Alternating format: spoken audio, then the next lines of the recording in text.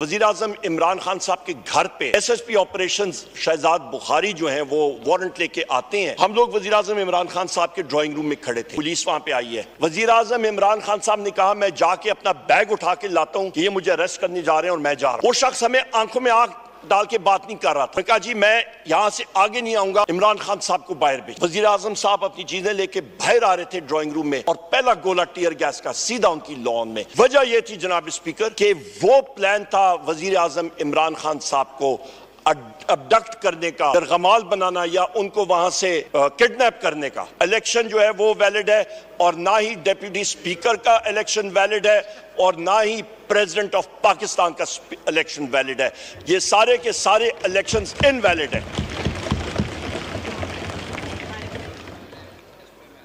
जनाब स्पीकर, हम लोग जी अपने टाइम पे सारी बातें कर लें जिन्होंने मर्जी है, पर यहां पे जनाब स्पीकर यहां पे ये चीज क्लैरिटी होनी चाहिए। फिर जनाब स्पीकर यहां पे बात आई कि 9 मई के हवाले से मटीरियल डैमेजेस के बारे में बात हुई। चलें उसके ऊपर भी बात करते हैं। तो जिस वक्त बेनजीर भुट्टो साहिबा का इंतकाल हुआ और जो बॉम्ब ब्लास्ट हुआ और शूटिंग अटेम्प्ट हुई, मेरी बात तो सुन ले भाई मेरी बात या कंप्लीट करें तो आप सुन लेंगे बात जी। भाई मेरी बात आप सुन ले तो आप पटेल साहब नो क्रॉस टॉक। आप जब मेरी बात कंप्लीट होगी, जिस बॉम्ब ब्लास्ट की वजह से उनको शहीद किया गया था जनाब स्पीकर, उसका उस वक्त जनाब स्पीकर मैं आपको ये बात क्लियर कर दूं कि जो पूरे मुल्क में वायलेंस हुई थी उसकी आप या रकम आप या सामने लाएं जनाब स्पीकर, तो उसमें तकरीबन 27 दिसंबर 2007 को ये तकरीबन कॉस्ट बनती है जनाब स्पीकर $2 अरब, $2 बिलियन, और उस वक्त के एक्सचेंज रेट के हवाले से ये कॉस्ट तकरीबन बन जाती है 165 से 170 अरब रुपया। उसमें जनाब स्पीकर तकरीबन 63 railway station, 63 149 bogies, 29 locomotives, engines, train के इंजन्स, ये 2 दिन के अंदर अंदर ये तबाह बर्बाद हुए। और जनाब स्पीकर कराची की या मैं बात करूं सिर्फ कराची की, तो जनाब स्पीकर कराची में $1 अरब का उन 4-5 दिनों में नुकसान हुआ था कराची के शहर में। और उस वक्त का एक्सचेंज रेट आप लगाएं तो ये तकरीबन 80 से 90 अरब रुपए सिर्फ कराची की हम लोग बात कर रहे हैं। और ये टोटल जो कॉस्ट आती है ये आपके जीडीपी का 8% हिस्सा बनती है। जनाब स्पीकर, मैं इस हाउस से और आपसे पूछना चाहता हूं, कितने लोग अरेस्ट हुए, कितनी इंक्वायरीज बनी, कितने लोगों को जेल में डाला गया, कितने लोगों को सजाएं हुई, कौन सी जुडिशियल इंक्वायरी बनी, कोई चीज हुई? $2 अरब, 160-170 अरब रुपए का नुकसान हुआ, पर कोई उसके ऊपर एक्शन नहीं हुआ। और फिर इल्जाम हम पे लगता है। यहां पे तो जनाब स्पीकर इस पे भी मैं आता हूं, पेरिस में जहां पे जमहूरियत, वहां पे कहते हैं हम लोग जमहूरी मुल्क है, वहां पे 8 जुलाई 2023 को वहां पे राइट्स हुए, दंगा फसाद हुआ। फ्रेंच बिजनेसेस का ये फिगर मैं आपको दे रहा हूं, $1.1 अरब जो है फ्रांस में ये नुकसान हुआ। जनाब स्पीकर ये फैक्ट्स मैं आपके सामने रख रहा हूं। यहां पे तो जनाब स्पीकर मैं यहां पे क्लियर कट कर दूं कि 9 मई एक बहाना था, वजीर आजम इमरान खान निशाना था।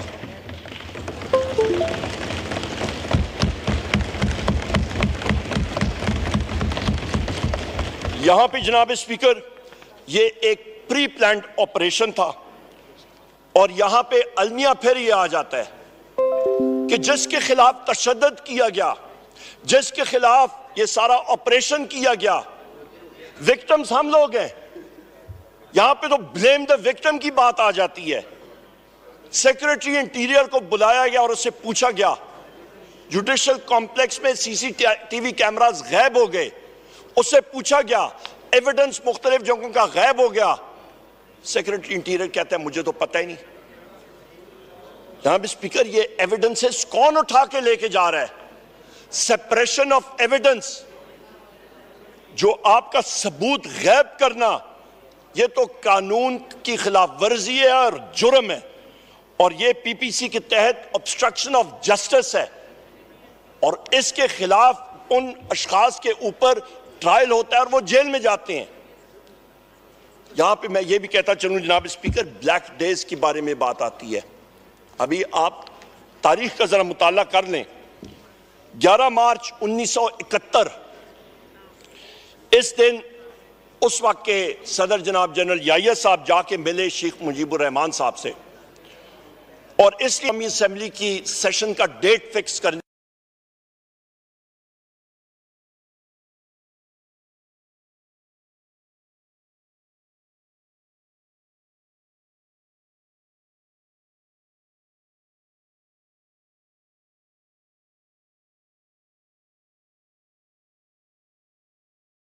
सानिया का फिर जो एंड रिजल्ट है वो 16 दिसंबर 1971 का है, जिस वक्त मुल्क 2 लाख हुआ, ईस्ट पाकिस्तान हमसे अलहदा हुआ।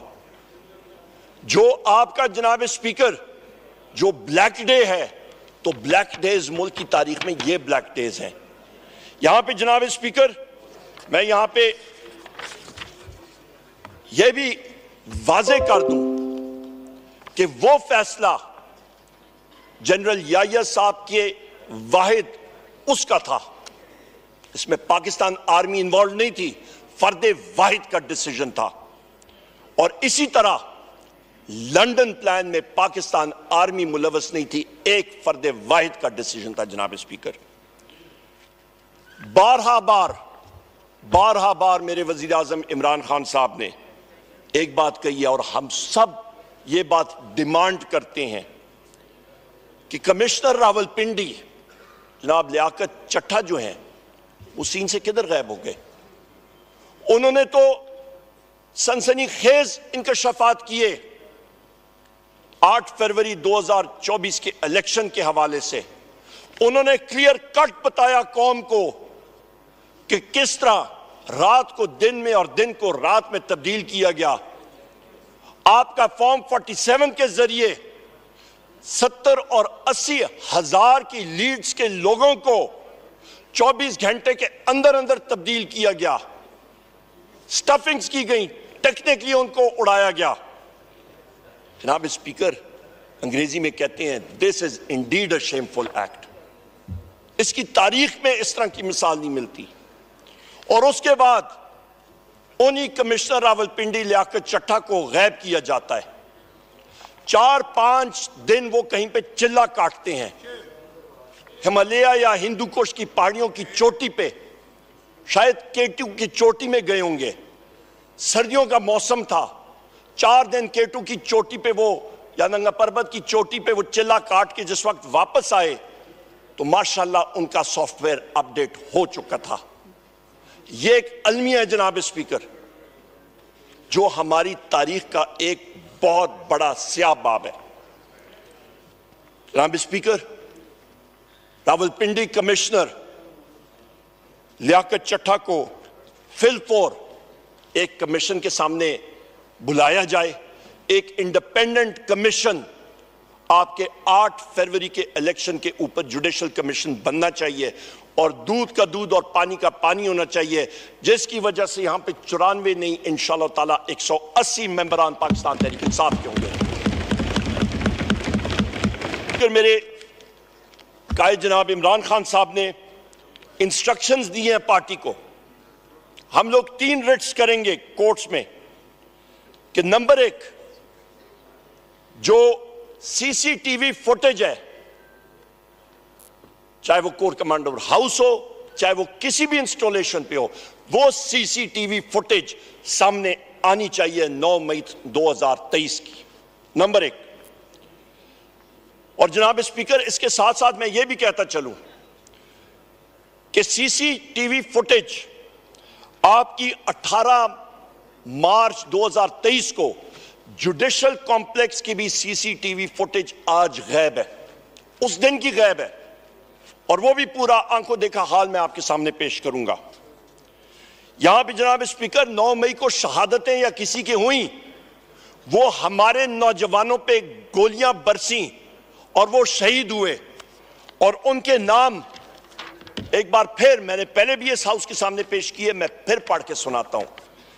यहां पे मिर्जा नादिर शहजाद, बिलावल शनवारी, सैफुल्ला, मोहम्मद राशिद, अब्दुल्ला वजीर, जाहिदुल्ला, रिजवान अहमद, जावेद अकाखेल, सिकंदर, अबरार अहमद, उमर अजीज, अब्दुल कदीर, इब्राहिम, जावेद गुल, जाकिर, ये वो 15 नौजवान हैं जनाब स्पीकर जो इस दुनिया में नहीं रहे।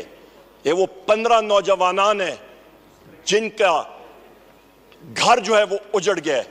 मेरे यहां पे फाजिल दोस्त जुनेद अकबर खान साहब बैठे हुए हैं, इनकी हलकों में मलकंड के एरियाज में वहां पे पैराप्लीजिक लोग मौजूद हैं जिनकी रीढ़ की हड्डी में गोली लगी जनाब स्पीकर, आज वो चल फिर नहीं सकते। मेरी खुद उनसे बात हुई थी। ये वो अलनाक वाक़े हैं जिनका हम लोग जिक्र कर रहे हैं। तो लिहाजा जनाब स्पीकर हम लोग फिर बात करते हैं कि ब्लेम द विक्टिम, जिस पे तशद्दुद किया गया उसी को आप कसूरवार ठहरा रहे हैं। ये कौन सी दुनिया का हिसाब है? ये कौन सा इंसाफ है?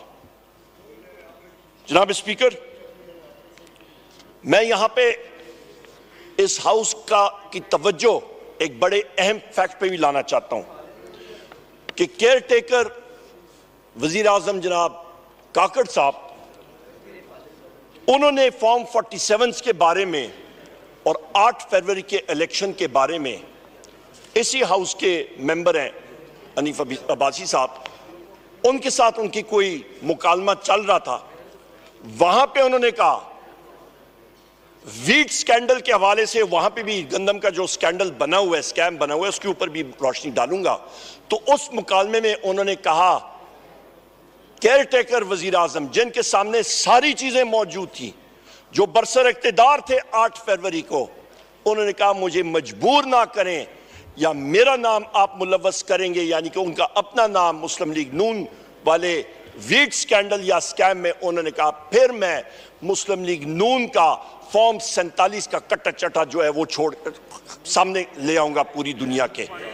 सो ये वो हकायक है जब खुद एक केयर टेकर प्राइम मिनिस्टर की जबान से ये चीज आती है, और ये कोई छुपी ढकी चीज नहीं है, ये सामने है। इसके साथ साथ जनाब स्पीकर, ये जितने वाकयात हैं, मैं फिर रिपीट करता हूं, चाहे वो वोट ऑफ नो कॉन्फिडेंस हो, चाहे वो ये अटैक्स हो वजीर आजम इमरान खान साहब पे, कातिलाना अटैक्स हो, ये सब के सब लंदन प्लान का हिस्सा थे जनाब स्पीकर। जनाब स्पीकर, मैं यहां पे फिर आपकी और हाउस की याद जरा ताजा करना चाहता हूं कि 16 मार्च 2023 जिस वक्त वजीर आजम इमरान खान साहब के घर पे एसएसपी ऑपरेशंस शहजाद बुखारी जो हैं वो वारंट लेके आते हैं, मैं भी वहां पे मौजूद था इत्तेफाक से, और जनाब जैन कुरैशी साहब के मोहतरम वालिद साहब मखदूम शाह महमूद कुरैशी साहब भी, हम लोग वजीर आजम इमरान खान साहब के ड्राइंग रूम में खड़े थे। हमें मालूम हुआ कि जनाब पुलिस वहां पे आई है। वजीर आजम इमरान खान साहब ने कहा मैं जाके अपना बैग उठा के लाता हूं कि ये मुझे अरेस्ट करने जा रहे हैं और मैं जा रहा हूं। क्लैरिटी ऑफ थॉट, आए बाएं से इन्होंने कहा मैं बैग उठाता हूं आता हूं। इस इतने में मखदूम साहब और मैं, हम लोग बाहर गए, प्रेस कॉन्फ्रेंस की, और वहां पे हम लोग आगे गए एसएसपी ऑपरेशंस शहजाद बुखारी से बात करने के लिए। वो शख्स हमें आंखों में आंख डाल के बात नहीं कर रहा था। उन्होंने कहा जी मैं यहां से आगे नहीं आऊंगा, आप इमरान खान साहब को बाहर भेजें। कहा बिल्कुल ठीक है। जनाब स्पीकर, हम लोग अंदर गए, वजीर आजम साहब अपनी चीजें लेके बाहर आ रहे थे ड्राइंग रूम में, और पहला गोला टीयर गैस का सीधा उनकी लॉन में, बगैर किसी प्रोवोकेशन के, बगैर किसी वजह के, कोई बदअमनी नहीं थी। वजह वजह यह थी जनाब स्पीकर कि वो प्लान था वजीर आजम इमरान खान साहब को अबडक्ट करने का, उनको यरगमाल बनाना या उनको वहां से किडनैप करने का। अबडक्शन प्लान था सारे का सारा।